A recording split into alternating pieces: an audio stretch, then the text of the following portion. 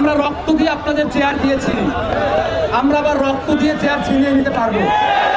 শিক্ষা উপদেষ্টার পেটে কি পরিমাণের চর্বি জমলে তিনি এই অনশনরত শিক্ষকদের পাশে এসে তিনি একবার দেখা করতে পারেন নাই।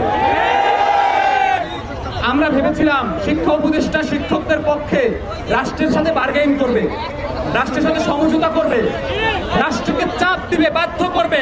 তিনি বলবে আপনারা যদি দাবি না মেনে নেন আমি এই শিক্ষা উপদেষ্টা থেকে পদত্যাগ করব। কিন্তু আমি দেখলাম তিনি মিটিং থেকে, শিক্ষকদের মিটিং থেকে তিনি রাগ করে বের হয়ে গিয়েছেন। এই ধরনের গোয়ার্তামি, এই ধরনের খামখেয়ালি পানা দেখার মতো সময় আমাদের নাই। আমরা রক্ত দিয়ে আপনাদের চেয়ার দিয়েছি, আমরা আবার রক্ত দিয়ে চেয়ার ছিনিয়ে নিতে পারবো। শিক্ষকরা যদি রাস্তায় থাকে তাহলে কোটি কোটি শিক্ষার্থীর শিক্ষাদান কিভাবে সম্পূর্ণ হবেন?